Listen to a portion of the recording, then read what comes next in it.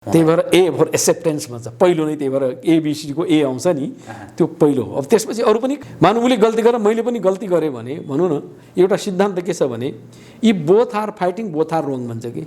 अनि एकपल्ट यस्तो घटना भएछ, दुइटै श्रीमान श्रीमती गएर त्यो कार पार्किङ गर्ने कुरो रहेछ, यता कार पार्किङ गर्ने उता पार्किङ गर्ने। श्रीमानको भनाइ यहाँ पार्किङ गर्नु पर्यो, श्रीमती भनाइ उता पार्किङ गर्नु। त्यहीँनिर कुरा नि ल डिभोर्स रे, त्यहीँनिरबाट पार्किङ कार पार्किङ कुरा लिएर।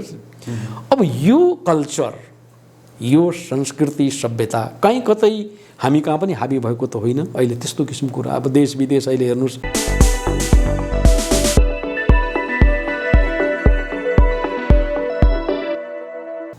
नमस्कार आदरणीय दर्शकवृन्द, आजको प्रेसको यो विशेष भिडियो संवादमा यहाँहरूलाई धेरै स्वागत छ। म रोहित भण्डारी।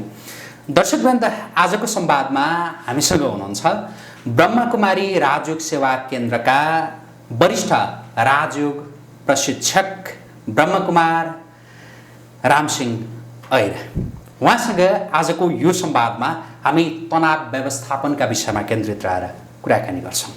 मान्छेमा किन तनाव उत्पन्न हुन्छ अनि तनाव उत्पन्न भइसकेपछि त्यसको व्यवस्थापन कसरी गर्न सकिन्छ।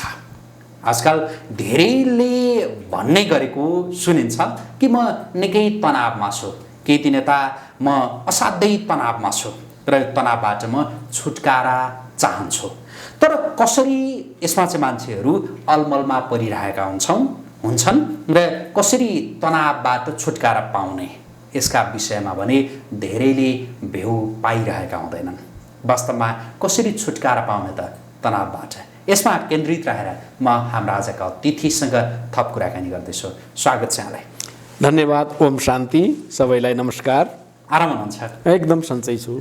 आज हामी अलिक फरक विषयवस्तुमा केन्द्रित रहेर कुराकानी गर्दैछौँ। अवश्य। यो आजकल धेरैको मुखबाट सुनिने म निकै तनावमा छु तर म योबाट छुटकारा चाहन्छु भन्ने सुनिन्छ। सँगसँगै कसरी भन्ने चाहिँ त्यति धेरैले भेउ पाइरहेका हुँदैनन्। सुरुमा चाहिँ यहाँसँग मैले सोधेँ कि यो तनाव किन सृजना हुन्छ र तनाव, अझ त्योभन्दा अगाडि तनाव के हो? निश्चित रूपमा अहिलेको एउटा बहुतै ठुलो जल्दो बल्दो मतलब मानव समाजमा, मानिसको जीवनमा अत्यन्तै दुःखद अवस्थाले पिरोलिरहने जुन अवस्था हो त्यो तनाव नै हो। र मानिसले तनावले गर्दा धेरै प्रकारको मनस्थितिलाई अब डिस्टर्ब भएको, मनसमा चाहिँ अशान्ति भएको अनुभूति गरिरहेका हुन्छन्। सामान्यतः तनावलाई हामीले व्याख्या गर्दाखेरि यो एउटा मानसिक र भावनात्मक विखण्डनको स्थिति हो। सबभन्दा पहिले मनभित्र तनाव पैदा हुन्छ। बाहिरी कुराहरू त आफ्नो ठाउँमा छन्, बाहिरी परिस्थिति, बाहिरी समस्या, बाहिरी अनेक प्रकारका घटनाहरू आफ्नो ठाउँमा छन्। तर त्योभन्दा पनि सबभन्दा ठुलो सृजना गर्ने भनेको मानिसको मन नै हो। मनमा अनेक प्रकारका विचारहरू, अनेक प्रकारका नकारात्मक चिन्तनहरू, होइन, कसैप्रति ईर्ष्याका भावनाहरू, कसैसँग कुनै शत्रुताका बैरका भावनाहरू, अथवा कुनै कुरालाई लिएर विगतमा भएका घटनाहरूलाई लिएर, या भविष्यमा कुनै भविष्यको चिन्तालाई लिएर, या वर्तमानमा कसैसँग कुनै प्रकारको एउटा भनौँ न जुन सम्बन्धमा या कार्य व्यवहारमा यदि कसैसँग त्यो ननिकोपन भएको छ, खलल भएको छ, या कसैले चाहिँ आफूलाई दुःख दिएको छ, त्यस अवस्थामा मानिसको जीवनमा तनाव उत्पन्न हुन्छ।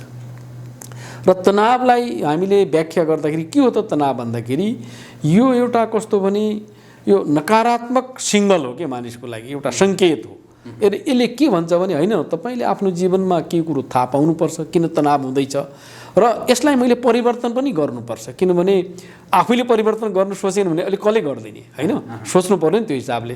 त्यसैले कसरी बुझ्नुपर्छ भने तनाव एउटा कुनै मानसिक रूपबाट भित्रबाटै मलाई पिरोल्ने एउटा यस्तो किसिमको मनस्थिति हो र यसले मलाई केही न केही सङ्केत दिइरहेको छ र मलाई केही न केही परिवर्तन जीवनमा गर्नुपर्छ भन्ने यसले मलाई एउटा चाहिँ आह्वान गरिरहेको छ भन्ने त्यसरी हामीले सोच्नु पर्यो।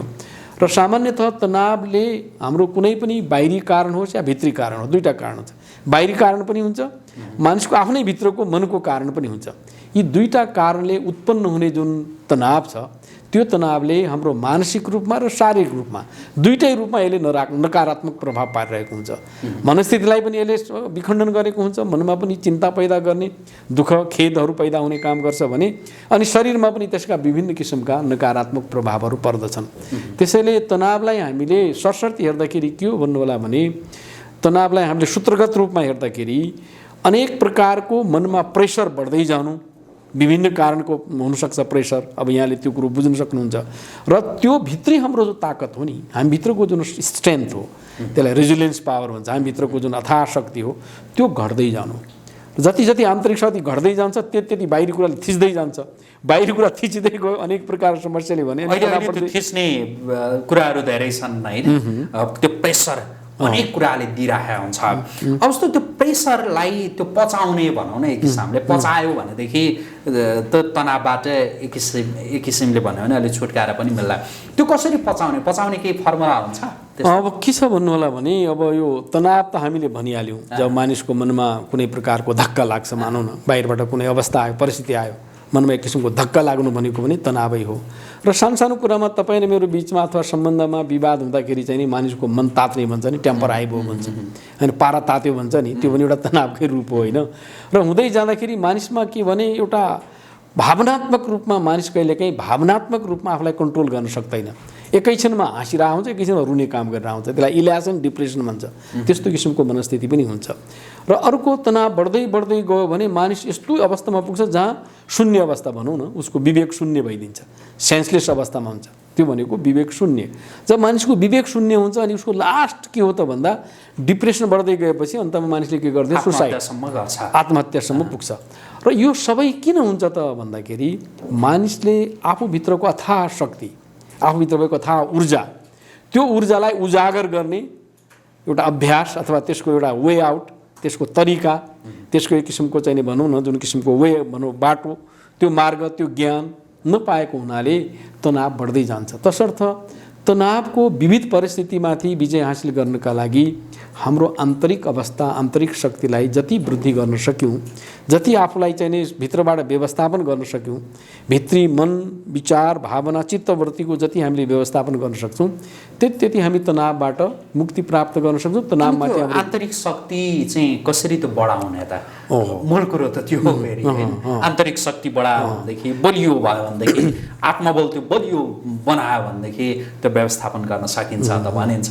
तर त्यो ल म अब आत्मबल चाहिँ म बलियो बनाउँछु है, अब म चाहिँ मेरो त्यो भित्री शक्ति हो त्यसलाई चाहिँ अब हिजोको तुलनामा आज बढाउँछु भनेर मुखले भनेर मात्रै त भएन। के गर्ने, कसरी बढ्छ त्यो चाहिँ? अब यसको लागि कम्तीमा हामीले अब हरेक कुरोको ज्ञान चाहिन्छ कि भनौँ न संसारमा किन चाहिने, मतलब यो कोठाभित्र मान्छे पस्छ होइन, कोठाभित्र पस्दाखेरि ऊ यता ठोकिन्छ उता ठोकिन्छ, उसको चाहिँ यहाँ दुखिया हुन्छ, कहीँ घाउ भएको हुन्छ, किनभने ऊ अँध्यारो कोठामा गएको हुन्छ।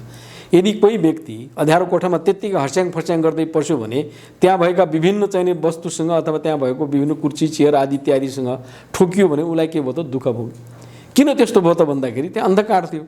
त्यसैले अहिलेको संसारमा मानिसले दुनियाँको ज्ञान त धेरै छ, हेर्नुहोस् दुनियाँमा धेरै इन्फर्मेसन छ, मानिससँग धेरै नलेजहरू छन्, धेरै तरिकाहरू बताउँछन्, तर आफ्नो स्थितिलाई कसरी मजबुत बनाउने, आफूलाई कसरी सुव्यवस्थापनमा लैजाने, स्वशासन भनौँ न, आफूभित्रको स्वशासन कसरी गर्ने, अरूमाथि शासन गर्दा सजिलो छ तर स्वयंमाथि कसरी शासन गर्ने, आफ्ना इन्द्रिय कर्मेन्द्रियहरूमाथि कसरी नियन्त्रण गर्ने भन्ने जुन कला हो नि, त्यो आर्ट अफ लिभिङ भन्नुहोस् अथवा सेल्फलाई रुलिङ गर्ने, सेल्फमाथि एउटा नियन्त्रण गर्ने किसिमको जो शक्ति हो अथवा ज्ञान हो, तरिका हो, त्यसको अभाव हो। त्यसैले त्यो अभावलाई परिपूर्ति गर्नका लागि चेतनाको स्तरलाई हामीले बढाउनु पर्ने हुन्छ, अधिक सोचाइलाई पृथक तरिकाले हामीले सोच्नुपर्ने हुन्छ। मानौँ न कसैले मलाई गाली दियो अरे, ल ठिक छ, उसको काम त गाली दिने हो, मलाई आलोचना गर्यो, उसको काम आलोचना गर्ने नै हो, उसले आलोचना गर्यो भन्दैमा मैले पनि त्यसलाई टिट फर ट्याटको भनौँ न इट्टाको जवाब पत्थरले दिन लाग्यो भने त कहिले पनि तनाव शान्त हुँदैन। हेर्नुहोस् त्यतिखेर अलिकति विशाल हृदय चाहिन्छ क्या, दिल ठुलो चाहिन्छ। संसारमा जो पनि तनावमाथि कन्कर गर्ने अथवा ओभरकम गर्ने, त्यसमाथि विजय हासिल गर्ने जुन कुरा छ, त्यसका लागि अहिलेको अवस्थामा भनौँ न बाहिरी परिस्थिति, बाहिरी व्यक्ति, बाहिरी घटना तपाईँ हाम्रो नियन्त्रणमा हुँदैन। तपाईँ हामीले भने जस्तै त भइदिँदैन नि। मानव एउटा व्यक्तिको घरमा छोरा छ, छोरा चाहिँ उत्पाद मचाइरहेको हुन्छ, आमा बुवाले चाहन्छ छोरा यस्तो नगरोस्, तैपनि कन्ट्रोलमा त हुँदैन। त्यतिखेर जब अरूले मेरो भने जस्तो गरिदिँदैन अथवा मेरो सोच अनुसार अरू चल्दिँदैन अथवा मैले चाहेको एउटा कुरा छ तर अर्कै भइरहेछ होइन, मेरो सोचाइमा यस्तो नहुनुपर्ने त्यही भइदिन्छ हो। त्यतिखेर हामीले कसरी सोच्नुपर्छ भने अरूलाई परिवर्तन गर्ने होइन, मनै परिवर्तन हुनुपर्छ। मेरो भित्री चाहिँ नि मेरो सोचलाई, मेरो विचार भावनालाई मैले जुन कुरोबाट म हर्ट भइरहेको छु, हर्ट भनौँ न, मेरो कसैले गरेको गल्तीलाई हेर्ने बित्तिकै मेरो मनमा चोट पर्छ कि, हर्ट भन्ने भन्छ नि त्यसलाई। होइन उसले त गर्यो उसले गरेको गल्तीलाई मैले किन आफ्नो दिलमा राख्ने, यो बडा ठुलो कुरा होइन, सिरियस कुरा हो। मान्छेले यहाँनिर चाहिँ गल्ती गरेर आउँछ कि होइन, उसले त गर्यो, उसको काम उसले गरि नै हाल्यो। अब म फेरि त्यो दुःखलाई बोकेर, त्यो दुःखलाई आफूमा चाहिँ होल्ड गरेर म भित्रबाट मुरमुरिन लागेँ, म भित्रबाट दुःखी हुन लाग्यो भने घाटा कसलाई भयो त? हो, यसरी चेतनाको स्तरलाई अलिकति परिवर्तन गर्नु पर्ला व्यवस्थापन गर्नुको लागि चाहिँ। जस्तो भनिन्छ एकपल्ट एउटा त्यो बिच्छी हुन्छ नि, बिच्छी यसो नदीमा बगिरहेको रहेछ, अनि एकजना सज्जन व्यक्तिले त्यो बिच्छीलाई बाहिर निकाल्नु खोजेछ बिच्छुलाई होइन, तर उसले ट्याक्क डङ्क मार्दो रहेछ कि, अनि फेरि डङ्क मारेछ त दुख्यो नि, अनि फेरि तल चाहिँ गऱ्यो, अनि फेरि गएर उसलाई फेरि बचाउनु खोजेछ, अनि फेरि उसले डङ्क मारेछ। अनि अर्को व्यक्तिले अब्जर्भ गरिराखेको थियो कि उसले के भन्छ भने, महाशय तपाईँ के गर्दै हुनुहुन्छ, जबकि बार तपाईँलाई उसले टोकिराखेको छ, तपाईँ फेरि पनि उसलाई बचाउने कोसिस गर्दै हुनुहुन्छ। अनि उत्तरमा उनले के भनेछन् भने ती सज्जन महाशयले, हेर्नुहोस् उसको त प्रवृत्ति नै टोक्ने हो, उसको त नेचरै टोक्ने हो भने मेरो नेचर त बचाउने हो नि, मेरो नेचर त उसको चाहिँ जिन्दगीलाई सेभ गर्ने बचाउने हो। एक्ज्याक्टली अहिलेको परिस्थितिमा, अहिलेको परिवेशमा, अहिलेको जुन किसिमको वातावरण छ, जुन संसारमा, जुन समाजमा, जुन किसिमको माहौल भन्नुहोस् न, अहिलेको एटमोस्फियरमा तपाईँ हामी आफ्नो जीवन बिताइरहेका छौँ, गुजारिरहेका छौँ, र यो अत्यन्तै कम्प्लेक्स संसार हो कि यसलाई चाहिँ अत्यन्त के भन्नेलाई कम्प्लेक्स पनि भन्नु, जटिल पनि भन्न सकिन्छ र अनसर्टेन पनि भन्न सकिन्छ। यसको कुनै निश्चित पनि छैन, आज के हुने भोलि के भन्न सकिँदैन। र साथसाथै प्याराडक्स भन्छ नि, हेर्दाखेरि बडो राम्रो सज्जन व्यक्ति देखिन्छ, गर्दै अर्कै काम गरिराखेको हुन्छ, अनि त्यतिखेर मानिसको मनमा एउटा विरोधाभासका कुराहरूले मनमा एउटा तनाव पैदा भइदिन्छ। यी सबै परिस्थितिलाई अन्तर हृदयबाट, अन्तर मनबाट बडो राम्रो तरिकाले मूल्याङ्कन गरेर यदि हामीले सबै प्रकारका परिस्थितिलाई एक्सेप्ट गर्ने, स्वीकार गर्ने र ती सबैमाथि म विजय प्राप्त गर्न सक्छु र यिनीहरूको जे परिस्थिति छ त्यो परिस्थिति आफ्नो ठाउँमा छ, व्यक्ति आफ्नो ठाउँमा छ, घटना आफ्नो ठाउँमा छ, तर मेरो आफ्नो स्थिति आफ्नो ठाउँमा छ भन्ने चेतना, त्यो कन्सियसनेस भनौँ न, त्यो सद्विवेक यदि मानिसले जागृत गर्ने हो र त्यो कला सिक्ने हो भने हामी तनावबाट मुक्त हुन सक्छौँ, सकिन्छ। जस्तो कोही कसैले गाली गर्यो, अनाहकमा गाली गर्यो होइन, या आफ्नो पनि केही गल्ती थियो र गाली गर्यो भनेदेखि त मेरो पनि थियो भनेर त स्वीकारला मान्छेले। कसैले अनाहकमा गाली गर्यो, अनाहकमा दुःख दियो भनेदेखि त्यसलाई स्वीकार्न त कठिन हुन्छ नि, जो एक्सेप्टेन्सको यहाँले कुरा गर्नुभयो होइन, कठिन छैन नै। यसो हो, हेर्नुहोस् के छ भने केही कुरो परिवर्तन गर्नलाई केही कुरो त्याग त गर्नु पर्यो नि होइन। कुनै कुरोलाई एउटा नयाँ नवीकरणतिर जानुका लागि, नवीनता ल्याउनुका लागि होइन, एउटा परिवर्तनको परिस्थिति ल्याउनुका लागि त मैले केही न केही कुरा त ल्याउनु पर्यो नि। मानौँ मलाई राम्रो बन्नु छ, तनावबाट मुक्त हुनु छ भने मैले व्यक्तिले अब अहिले मेरो यो आँखाले हेर्दाखेरि त मैले केही गल्ती गरेको छैन, राम्रो कुरा हो, किन मैले केही गल्ती गरेको छैन। अनाहकमा गल्ती नगर्दा गर्दै पनि उसले म माथि चाहिँ एक किसिमको त्यसको डिसएडभान्टेज भनौँ न, बेफाइदा लिइराखेको छ, सज्जनताको चाहिँ उसले उपहास गरिराखेको छ, तपाईँको एउटा चाहिँ भलादिमीपनाको उसले चाहिँ के भने त्यसको चाहिँ नराम्रो फाइदा लिइराखेको छ, त्यो पनि कहिलेकाहीँ हुन्छ। अहिलेका मानिसहरू त्यस्ता पनि हुन्छन्। त्यसैले त्यस्तो अवस्थामा प्रोटेस्टको तरिकामा हामीले अब उसलाई एकदम प्रोटेस्ट गर्ने बित्तिकै त्यही हिसाबले हामी हुने होइन, प्रस्तुत हुने होइन होइन, हामी पनि उत्तेजितै भएर प्रस्तुत हुने होइन। हामीले केही गरी त्यसलाई सहन तरिकाले, एउटा सभ्य तरिकाले, मानव ठुलो गल्ती गरेको छ भने सम्बन्धित तरिकामा, सम्बन्धित ठाउँमा त्यो कुरालाई मैले भन्नै पर्ने भयो, दुःख दिइराखेको छ भने अब त्यो कानुन आफ्नो हातमा उठाउने होइन कि हामीले। मानव उसले गल्ती गरेर मैले पनि गल्ती गरेँ भने भनौँ न, एउटा सिद्धान्त के छ भने यी both are fighting, both are wrong भन्छ कि। मानव तपाईँले गल्ती गर्नु भएको थिएन होइन, मैले गल्ती गरेको थिएँ, अब तपाईँलाई त्यो रिस उठिहाल्यो, तपाईँले मैले गल्ती केही गरेको थिएन, गल्ती नगर्दा गर्दै पनि यसले मलाई यसरी दोषारोपण गर्ने भनेर तपाईँको त्यसको प्रतिक्रिया भनौँ रियाक्टिभली तपाईँले अब कलहमै आउनुभयो, क्वाइरलमै आउनुभयो, अब हुँदाहुँदै चाहिँ नि त्यहाँ अब हानाहान पनि भइगयो भने अनि त्यस्तोमा कसरी अब त्यहाँ के भन्ने, कसलाई सही भन्ने, कसलाई बेसही भन्ने। अनि सिद्धान्तले के भन्छ भने जब दुईटैजना लडिराख्यो भने दुईजना गल्ती नै छन्। अलिकति त्यहाँनिर चाहिँ नरम चाहिँ हुनैपर्छ, सहनै पर्ने हुन्छ। सहनशीलता भनेको ठुलो बहादुरी हो कि। अहिलेको संसारमा मानिस लो टेम्पर्ड छ, मानिसले पढेको पनि छ, लेखेको पनि छ, कुरा बुझेको पनि छ, सबै कुरो छ, तर के भने काल र परिस्थिति भन्छ नि, टाइम एन्ड सिचुएसनको बेला सम्हाल्न सक्दैन कि। अब त्यहाँनिर अलिकति कर्म सिद्धान्तलाई हामीले हेर्नुपर्ने हुन्छ। कदम कदाचित अहिले कुनै व्यक्तिले मलाई बार बार दुःख दिने गरेको छ अथवा बार बार मलाई दोषारोपण गर्ने गरेको छ, किन यस्तो हुन्छ त? वाइ टु मी त्यसलाई हामीले प्रश्न गर्नुपर्ने हुन्छ। हुनसक्छ अहिले हामीबाट केही गल्ती भएको छैन। अब गल्तीका पनि धेरै तरिकाहरू छन्। हेर्नुहोस्, एउटा त बाचा हुन्छ, एउटा कर्मले हुन्छ, अर्को मनले पनि हुन्छ कि मनसा गल्ती पनि गरेर हुन्छ। कसैप्रति यदि हाम्रो मनको भाव नकारात्मक हुन्छ, मनका रेजहरू किरणहरू कसैप्रति दुश्मनीका हिसाबले जान्छन् भने त्यो पनि रेस्पोन्स भइदिन्छ कहिलेकाहीँ। यो बडा गजबको सूक्ष्म कुराहरू छ। यो माइन्युट कुरालाई पनि हामीले बुझ्नुपर्ने हुन्छ। र अझ कर्म सिद्धान्तमा गयो भने कुनै व्यक्तिले मलाई यो जीवनमा बार बार मैले केही गल्ती गरेका छैन, फेरि पनि यसले मलाई दोष दिइराखेको हुन्छ, मैले केही गल्ती फेरि पनि यसले मलाई दुःख दिन्छ, हाम्रो हिसाब किताब हो, कर्मको हिसाब किताब हो। अर्थात् कुनै जन्ममा मैले उसलाई दुःख दिएको हुँला। यहाँ त यसरी पनि हेर्नु पर्यो नि। आध्यात्मिक दर्शनले के भन्छ भने तपाईँ केवल यो फिजिकल आँखाले मात्रै नहेर्नुहोस्। तपाईँको फिजिकल आँखाले यो जिन्दगीको कुरा मात्रै हेरिराखेको हुन्छ, यो जीवनको कुरालाई मात्रै हेर, त्यो लिमिटेसन मात्रै हुन्छ। तर तपाईँको ज्ञान चक्षुले के भन्छ भने होइन, यो व्यक्तिको किन मसँग यस्तो बार बार टसर पर्छ, बार बार यसले मलाई किन घृणा गर्छ, बार बार मलाई यसले किन दुःख दिने काम गरेर हुन्छ।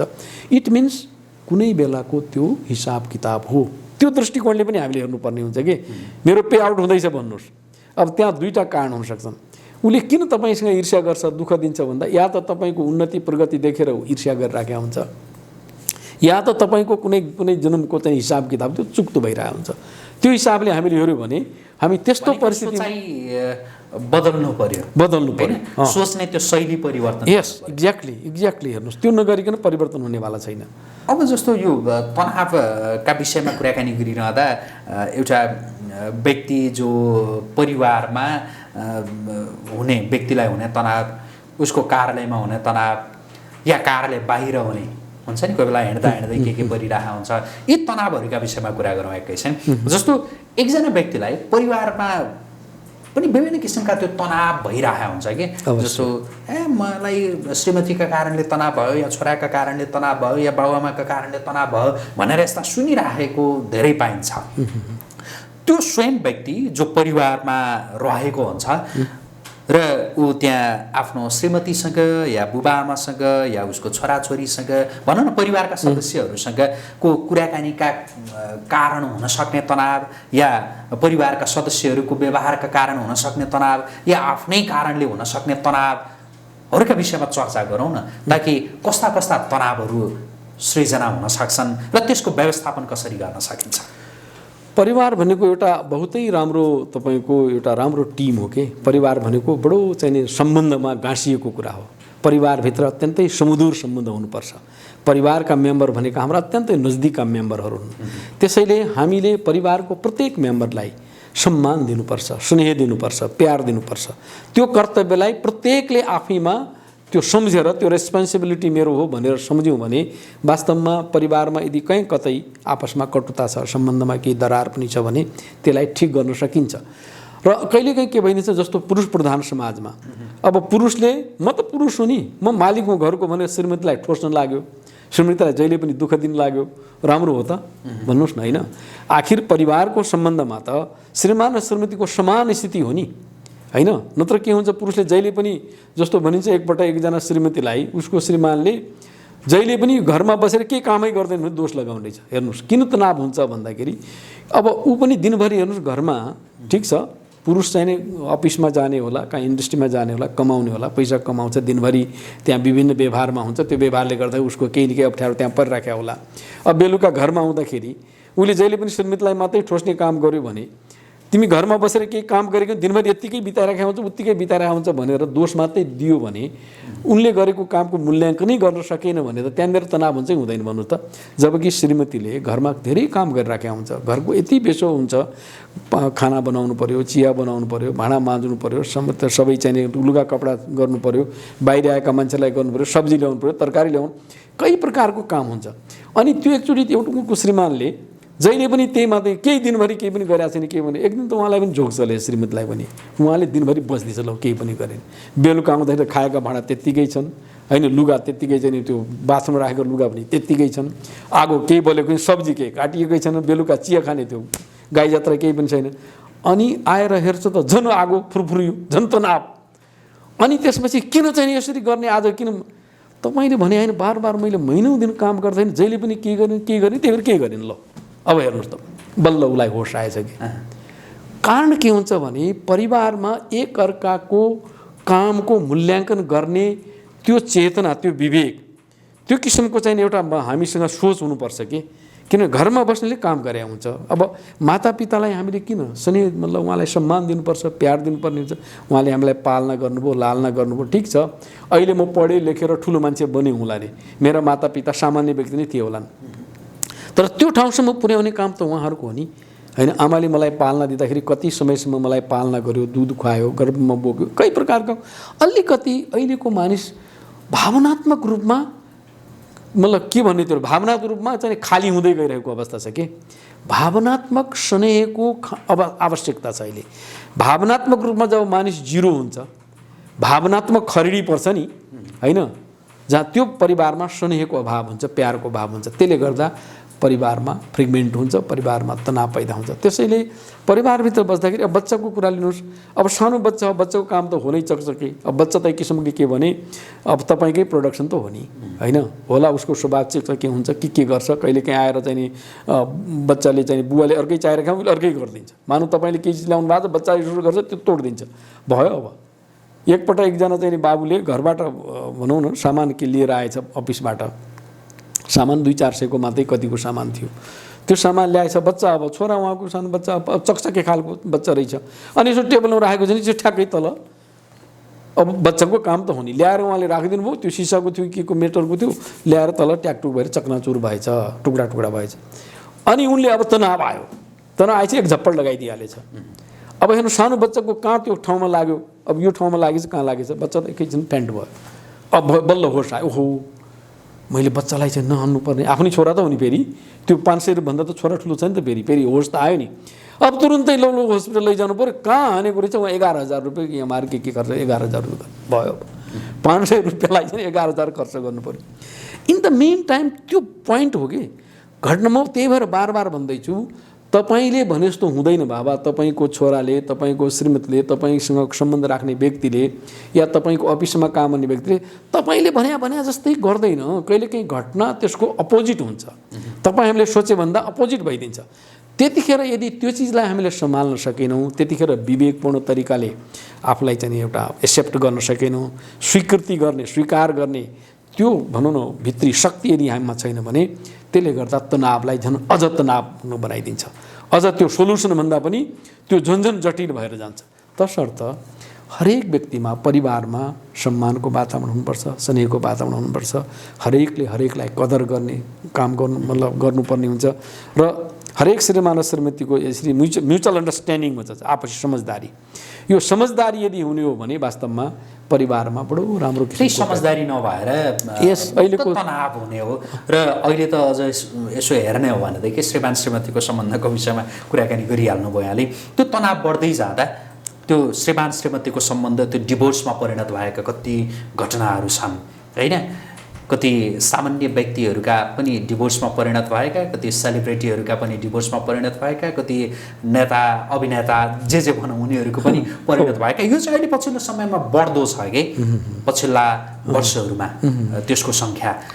त्यो चाहिँ त्यो समझदारी त्यो कसरी कायम गर्न सकिन्छ हैन। अलिकति फरक खालको हामीले जो तनावका विषयमा कुराकानी गरिरहँदा अलिकति विषयान्तर भएको हो कि जस्तो चाहिँ लाग्न सक्छ, तर होइन हैन। यो कसरी चाहिँ त्यो समझदारी कायम गर्न सकिन्छ र तनाव त्यो श्रीमान श्रीमती बीच त्यो उत्पन्न हुन सक्ने तनावका विषयहरू के हुन सक्छन् र त्यसको व्यवस्थापन कसरी गर्न सकिन्छ र जसरी अहिले समाज एउटा डिभोर्समा पुगिसकेको छ त्यहाँबाट थोरै भए पनि कसरी घटाउन सकिन्छ। नम्बर 1 त के भने श्रीमान र श्रीमतीको बीचमा आपसी विश्वास हुनुपर्छ। यहाँ विश्वासको अभाव हो, एकअर्काप्रति जब डाउट हुन्छ मानिसले कुनै कारणले कुनै पनि विषयवस्तुमा, त्यो भन्छ नि there is no treatment of mister doubt भन्छ। मिस्टर डाउटको कुनै पनि उपचारै छैन कि। त्यसैले एकअर्काप्रति ट्रस्ट, श्रीमान र श्रीमतीको बीचको जब ट्रस्ट गुम्छ नि, त्यो ट्रस्ट गुम्ने अवस्था नै डिभोर्सको अवस्थामा आइपुग्छ। त्यसैले एक त एकअर्कासँग समझदारी हुनु पर्यो, अन्डरस्ट्यान्डिङ हुनु पर्यो र एकअर्कालाई सम्मान गर्ने बानी हुनु पर्यो। अर्को विश्वास पनि हुनु पर्यो। अर्को टु मच स्वार्थ के अहिले त के भने स्वार्थ पनि त्यहाँ गाँसिएको छ कि मानिसहरूको। स्वार्थ त्यो फिजिकल ग्रेटिफिकेसन भनौँ, शारीरिक शोषणको मात्रै कुरा होइन, धन सम्पत्ति लोभ लालच आदि इत्यादि। र अर्को के पनि हो भन्नु होला भने यो केवल चाहिँ हामीले भौतिक सम्पदा भौतिक वस्तुहरूलाई मात्रै इभ्यालुएसन गरेर होइन र शारीरिक सौन्दर्यलाई मात्रै मतलब महसुस गरेर यदि त्यस किसिमले हामी मूल्याङ्कन गर्ने हो भने कहिले पनि श्रीमान र श्रीमतीको बिचमा राम्रो सम्बन्ध हुँदैन। तपाईँलाई एउटा म कुरा सुनाउँछु। इन्डियाको एउटा आइएस अफिसर भन्ने त्यहाँको ठुलै भनौँ न इन्डियाको हुन्छ, त्यो अफिसरको घरमा उसले आफ्ना साथीहरूलाई पनि बोलाएछ के, साथीहरूलाई बोलाएछ। त्यो गुजरातको कुरा हो क्यारे, गुजरातमा त्यो गुजराती ढोसा भन्छ नि त्यो बनाउने मित्रहरूलाई आफ्ना साथीभाइहरूलाई। अब माथिल्लो दर्जाको अफिसर भनेपछि त आइएस अफिसर भनेपछि त्यहाँको त चाहिँ फर्स्ट क्लास पर्सन हुन्छ, उनीहरूको सुविधा पनि नि उसका लेभलका साथी पनि त्यस्तै बोलाएछ घरमा खाना। बोलाएपछि सारा कुरो तयार भएछ, तयार भएर सबैलाई खुवाएछ।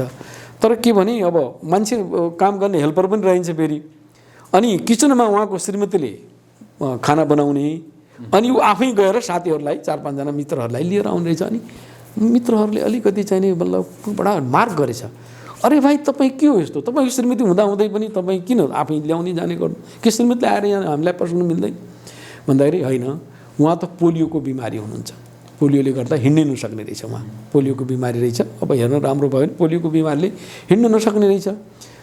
अनि उनीहरूले भनेछ अनि के हो त भन्दा यस्तो यस्तो हो, उहाँ पोलियोको बिमारी हो, त्यही भएर उहाँलाई उठ्नु ओर्नु गाह्रो हुन्छ र अनि चाहिँ नि मैले आफै हेल्प गरिरहेको छु। अनि उनले भनेछ यार तिमी चाहिँ यस्तो आइएस अफिसर त्यो लङ्गडीलाई बिहा गर्नु पर्ने थियो, एउटा राम्रो श्रीमती पाएन कुनै थिएन तिम्रो लागि भन्दाखेरि। अनि उहाँले भनेछ हेर यो खाना कस्तो मिठो लागेको छैन भन्दा खाना त धेरै मिठो छ भाइ, खाना त राम्रो बनाएको छ। जसरी मेरो यो खाना जति तपाईँलाई मिठो लागेको छ नि त्योभन्दा पनि मिठो मेरो श्रीमती मेरो बिचको पनि हुन्छ, हामी दुईटाको बिचको सम्बन्ध योभन्दा पनि मिठो छ। त्यही भएर त्यो शरीरसँग कुरा होइन, उहाँको सम्बन्ध स्नेह प्यारको कुरा हो। त्यसैले श्रीमान र श्रीमतीको बिचमा जुन दरार हुन्छ, अहिले डिभोर्सको स्थिति आइराखेको हुन्छ, त्यसमा दुईटैको बिचको जुन किसिमको पवित्र श्रीमान श्रीमती धर्मपत्नी धर्मपति भन्छ नि हाम्रो प्राचीन भाषामा, त्यो बिर्स्यो के मान्छेले, त्यो बिर्स्यो। अब अहिले पश्चात कन्ट्रीको चाहिँ एक किसिमको के भने त्यो रोग लाग्यो भनौँ कि अथवा त्यो संस्कृति ट्रान्सफर भएको, त्यो संस्कृति यता आएको हो, आयातित भनौँ न, त्यो आयातित संस्कृतिले त्यस्तै किसिमको प्रभाव पारिदियो। किनभने वेस्टमा त it is 6 months of marriage भनेर आउँछ, 6 महिनासम्म भने जस्तो धेरै ठुलो भइहाल्यो। अनि एकपल्ट यस्तो घटना भएछ, दुईटै श्रीमान श्रीमती गएर त्यो कार पार्किङ गर्ने कुरो रहेछ, यता कार पार्किङ गर्ने उता पार्किङ गर्ने, श्रीमानको भनाइ यहाँ पार्किङ गर्नु पर्यो, श्रीमती भनाइ उता पार्किङ गर्नु, त्यहीँनिर कुरा नि ल डिभोर्सले त्यहीँनिरबाट पार्किङ कार पार्किङ कुरा लिएर। अब यो कल्चर यो संस्कृति सभ्यता कहीँ कतै हामी कहाँ पनि हाबी भएको त होइन। अहिले त्यस्तो किसिमको कुरा अब देश विदेश अहिले हेर्नुहोस् इन्टरनेटको जमानामा त हामी सँगसँगै भइसकेका छौँ, त्यसैले त्यो कल्चर भएको हो। र यहाँनिर के हुन्छ भने एकदम भित्री दिलको प्यारको अभाव हो। श्रीमान र श्रीमतीको बीच सम्बन्ध भनेको अत्यन्त प्यारो सम्बन्ध हो, अत्यन्त स्नेहको सम्बन्ध हो। एकदम त्यो चाहिँ जीवन पर्यन्तमा आपसमा हामी एकअर्कासँग बसौँला मिलौँला भनेर गरेको सम्बन्ध हो। त्यो बिर्सिन्छ कि मान्छेले कालान्तरमा, उसको बुद्धि कता कता डाइभर्ट हुन्छ, या ऊ कतातिर कसँग चाहिँ उसको बुद्धि लागेको हुन्छ। आज त्यो पनि देखिन्छ नि, श्रीमान श्रीमती भएर आउँछ उसको मन अर्कैतिर उसको मन अर्कैतिर। यस किसिमले त्यहाँनिर मैले अविश्वासको कुरा गरेँ नि, यदि उनीहरूको त्यस किसिमको प्रवृत्ति हुन्छ भने त्यहाँनिर पनि डाइभर्सको कुरा आउँछ। त्यसैले हामी त के भन्छौँ भने परिवार भनेको एउटा सुन्दर एउटा के भने सङ्गठन हो, त्यो सङ्गठनमा सबभन्दा ठुलो भूमिका श्रीमान र श्रीमतीको हुन्छ। अहिले यहाँको बुझाइ चाहिँ अहिले जस्तो यहाँले केही विदेशी उदाहरण पनि दिनुभयो होइन। अब जस्तो अहिले हाम्रो नेपाली सोसाइटीलाई हेर्दाखेरि चाहिँ श्रीमान र श्रीमतीका बिचमा यो तनावका कारणहरू चाहिँ के देख्न सकिन्छ, के छन् र त्यसलाई त्यो कुन ढङ्गले चाहिँ न्यूनीकरण गर्न सकिन्छ, जस्तो कारणहरू के देखिन्छ र त्यसको न्यूनीकरणका लागि के गर्न सकिन्छ। एक हिसाबले बुँदागत रूपमा तनावका कारण चाहिँ श्रीमान श्रीमतीका बिचमा यी यस्ता यस्ता चाहिँ छन् र यसको न्यूनीकरण यसरी गर्न सकिन्छ भन्ने ढङ्गले कुरा गरौँ न। अब कस्तो हामी सोचौँ भने टु मच एक्सपेक्टेसन भनौँ न। अब श्रीमानबाट श्रीमतीले धेरै प्रकारको अपेक्षा गर्यो, मानौँ न अब श्रीमती कमाउनेवाला छैन, श्रीमान कमाउनेवाला छन्। अब अहिलेको जमाना त डिजाइनको जमाना छ, नयाँ नयाँ किसिमका डिजाइनहरू आएर हुन्छन्। साडी पुरानो भएको हुँदैन तपाईँको होइन, तर के भने नयाँ डिजाइन मार्केटमा आएपछि त्यो साडी पुरानो भइसकेको हुन्छ। तपाईँको अवकात कम छ अनि तपाईँले एक्सपेक्टेसन बढी गर्नुहुन्छ, मलाई पनि नयाँ डिजाइनको गर्नु पर्यो। कम्पिटिसन छ नि यहाँ जमाना अहिले, उसको श्रीमती लगायो उसको लगायो भने कम्पिटिसनको कारणले गर्दाखेरि श्रीमानले श्रीमतीबाट टु मच एक्सपेक्टेसन गर्ने अथवा भौतिक रूपमा र श्रीमानले पनि श्रीमतीबाट एकदम टु मच चाहिने मेरो सेवा अथवा शुश्रूषा के हो त्यस किसिमको चाहना गर्ने र यसरी एकअर्काबाट जुन किसिमको टु मच एक्सपेक्टेसनको कुरा छ त्यसले गर्दाखेरि वास्तवमा दुईटाको सम्बन्धमा दरार हुनसक्छ। श्रीमानले त्यति परिपूर्ति गर्न नसक्ने अथवा श्रीमतीले पनि श्रीमानले पनि उसले जुन चाहिँ सेवा दिइरहेछ त्यसमा अझ त्योभन्दा पनि बढी सेवा चाहने, यी सबै कुराहरू हेऱ्यो भने एउटा कारण त्यो पनि हुनसक्छ। अर्को के हुनसक्छ भन्नु होला भने अब बालबच्चाकै कुरा लिउँ, कतिपय अवस्थामा बालबच्चाको चाहना एउटा हुन्छ, श्रीमतीले एउटा चाहिरहेको हुन्छ, श्रीमानले अर्को चाहिराखेका हुन्छ हैन, बालबच्चालाई राम्रो पालन पोषण गरिसकेका हुँदैन। अर्को तनावको कारण के हुनसक्छ भने श्रीमानको अब अहिले कुलतको पनि त कुरा छ नि हैन। अब तपाईको जस्तो भन्नुस् न श्रीमानको बानी व्यवहार नराम्रो छ अथवा अल्कोहलिजम बढी पिदिने काम गरेर आउँछ, घरको आवश्यकता भन्दा पनि बढी उनको स्मोकिङ र अल्कोहलिजममा चाहिँ जान्छ। अब जबकि त्यसले गर्दा घर परिवारमा चाहिँ समयमा घरमा आइदिँदैनन् हैन, र त्यसले गर्दा चाहिँ जुन दैनिक रूपमा मन्थली जुन किसिमको खर्च बेहोर्नुपर्ने, जुन व्यवस्थापन गर्नुपर्ने हो त्यसमा यदि श्रीमानको कुलत र दुर्व्यसनको अवस्था छ, स्मोकिङ र ड्रिङ्किङ अवस्था छ अथवा कहीँ गएर कुनै प्रकारको आजभोलि त ग्याम्बलिङ गर्ने आदि इत्यादि कुराहरू छन्, यस किसिमका क्रियाकलापहरू जसले गर्दा घरको व्यवस्थापनको लागि समय दिनुपर्ने ठाउँमा यदि कुलत र दुर्व्यसनले अथवा अल्कोहल इत्यादिले चाहिँ यदि श्रीमानको हालत खराब छ भने त्यहाँनिर पनि श्रीमान र श्रीमतीको बिचमा ठुलो तनाव हुन्छ। हेर्नुहोस्, हामीले धेरै ठाउँमा त्यो देखिराखेका हुन्छौँ। अनावश्यक फेरि श्रीमतीलाई ह्यारासमेन्ट गर्ने, जो मान्छे बढी चाहिने भनौँ न अल्कोहलिजममा हुन्छ, नसामा हुन्छ, त्यस्तो व्यक्तिले हरास पनि गरेर आउँछ, दुःख पनि दिने गरेर टर्चेज पनि काम गरेर आउँछ।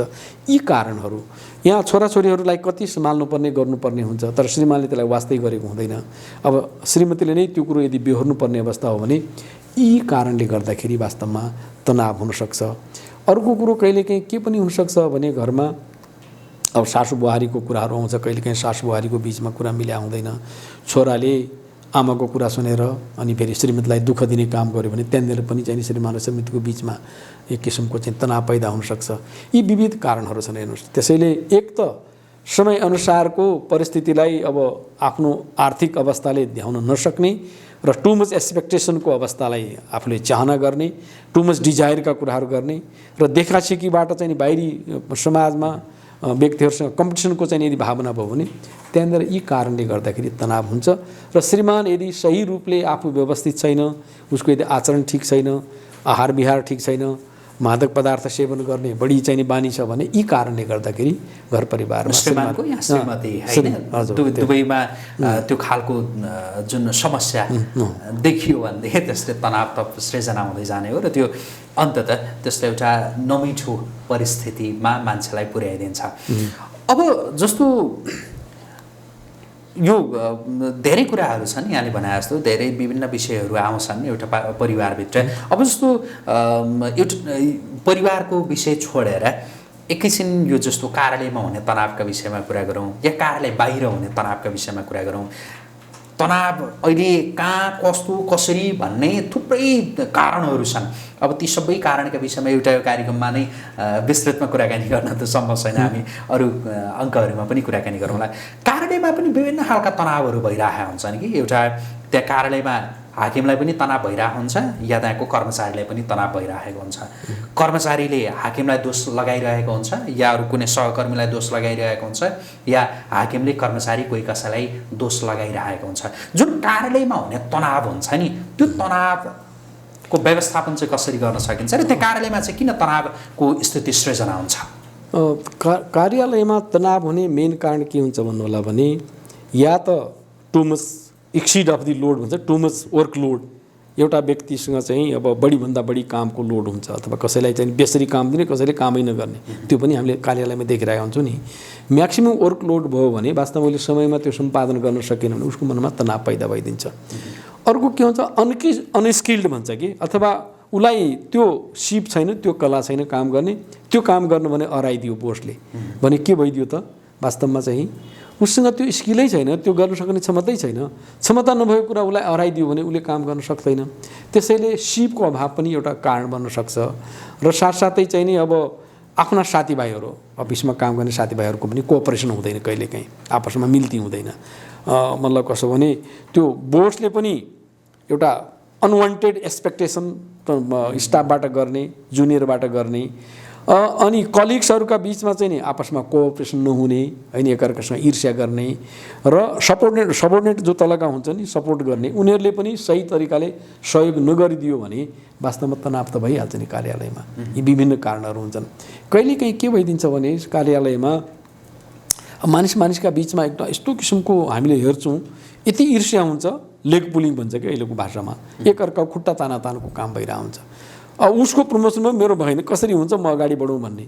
त यसरी जुन आफ्नो टु मच स्वार्थले जब अफिस कार्यालयमा मानिसहरू अगाडि बढ्छ र साथीभाइको कलिगहरूको कुनै वास्तै नगरी यसरी बढ्छ, अगाडि बढ्न चाहन्छ, अथवा कम्पिटिसनको भाषा गर्दाखेरि अहिलेको चाहिँ नि कट थ्रोट कम्पिटिसन भन्छ कि घाँटी रेट चाहिँ नि मतलब प्रतिस्पर्धा जस्तो, त्यो अवस्थामा मानिसले एक किसिमको जुन स्नेह, प्यार, क्षमता, विन विन पावर मेन्टालिटी भनौँ न को भावमा त्यसको पनि कल्याण होस्, मेरो पनि कल्याण होस्, सबै कल्याण होस् भन्ने भावना हुनु पर्यो नि त।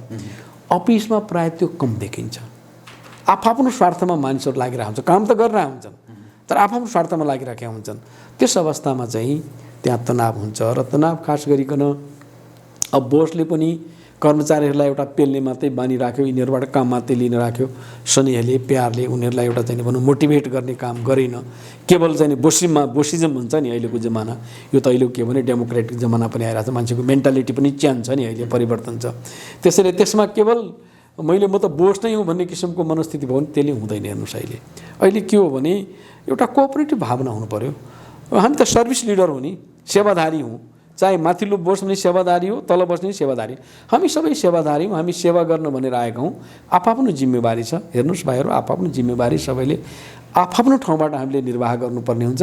अफिसको ठुलो मतलब चिफ अफ दि भनौँ न त्यो डिपार्टमेन्ट र एउटा सामान्य त्यहाँको चाहिँ सहयोगी पनि सबैको आवश्यकता पर्छ। एउटा मेसिनमा एउटा सानो पूर्जा पनि काहीँ लुज भयो भने त्यो मेसिन काम गर्दैन, हो कि होइन?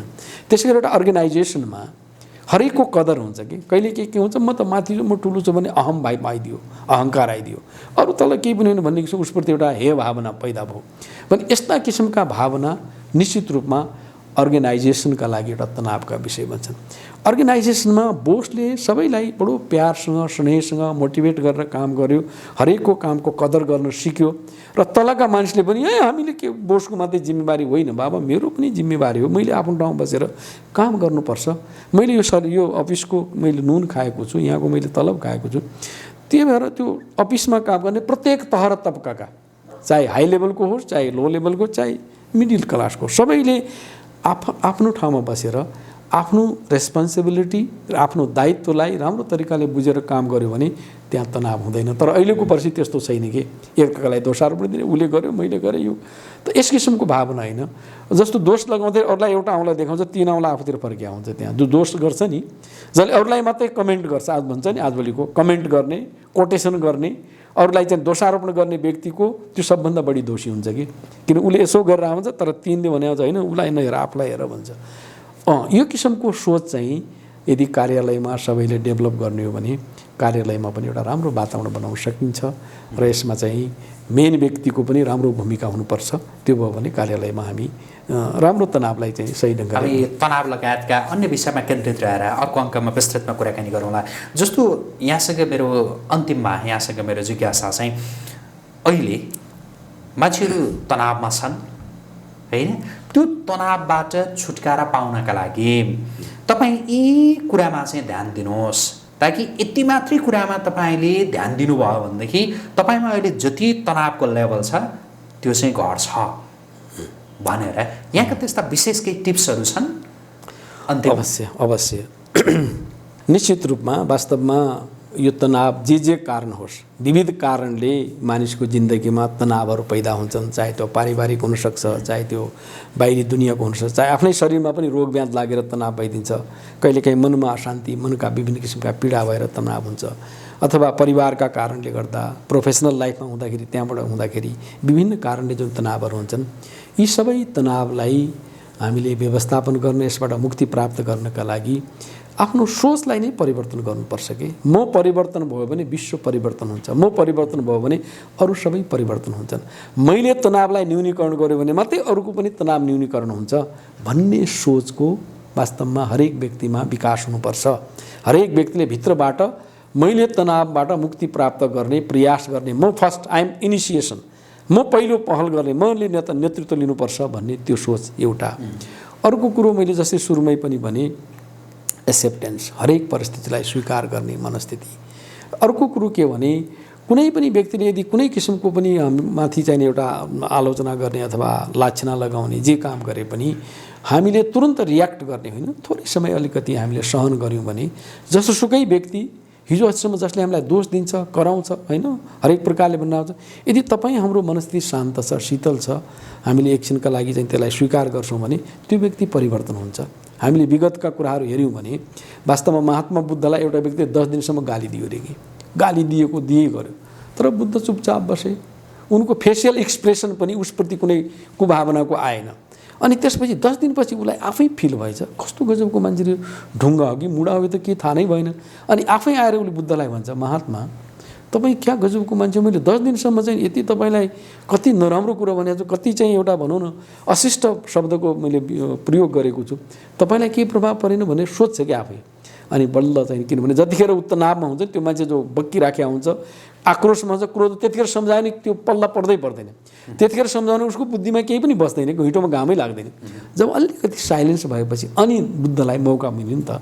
अनि बुद्धले भनेर भाइ यदि कुनै चिज कुनै व्यक्तिलाई अफर गरिन्छ र त्यो चिज उसले ग्रहण गर्दैन, त्यो चिज कहाँ रहन्छ भन्दाखेरि त्यो त उसैसँग रहन्छ, स्वाभाविक कुरा। तपाईँले मलाई केही दिनुहुन्छ, भयो महाराज मलाई चाहिँदैन हजुर भन्यो भने तपाईँसँग रह्यो कि रहेन। त्यसैले 10 दिनसम्म तपाईँले जति पनि मलाई दिनुभयो मैले त एउटा पनि लिएन, 10 दिनसम्म गाली नै दिएको थियो, त्यो एउटा गाली पनि स्वीकार गरेर कहाँ छ गाली भन्दा उतैतिर फर्केछ कि। अनि बल्ल उसको दिमागमा चाहिँ एउटा घैँटोमा घाम लाग्यो, अनि ऊ पछि बुद्धको शिष्य बन्यो।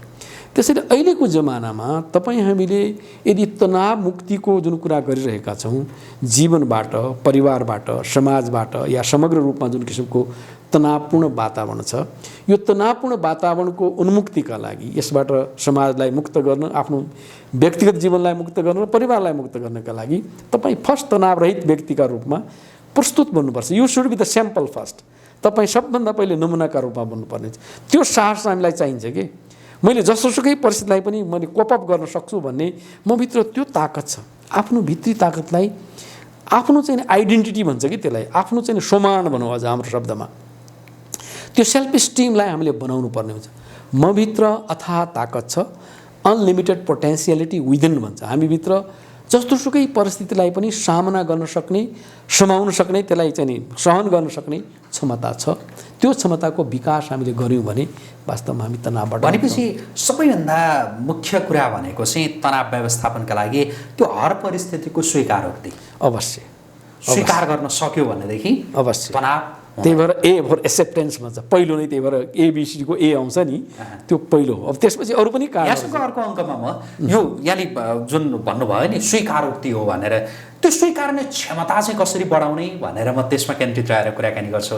आजका लागि चाहिँ जुन समय दिनुभयो यसका लागि यहाँलाई आजको प्रेसका तर्फबाट धेरै धन्यवाद। हवस् त, ओम शान्ति। सबै दर्शकवृन्दमा पनि मेरो ओम शान्तिको धन्यवाद छ।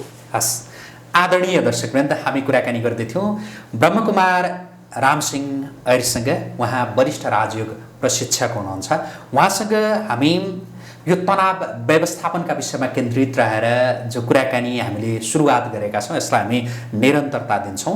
अर्को अङ्कमा जुन उहाँले भन्नुभएको छ कि तनाव व्यवस्थापनका लागि सबैभन्दा मुख्य कुरा भनेको चाहिँ परिस्थितिको स्वीकारोक्ति हो, त्यो स्वीकार गर्ने क्षमता कसरी विकास गर्न सकिन्छ यसमा केन्द्रित रहेर अर्को अङ्कमा हामी विस्तृतमा कुराकानी गर्छौँ। आजका लागि चाहिँ यो विशेष भिडियो संवाद यहीँ सक्छौँ। आजको प्रेस हेर्दै गर्नुहोला। नमस्कार।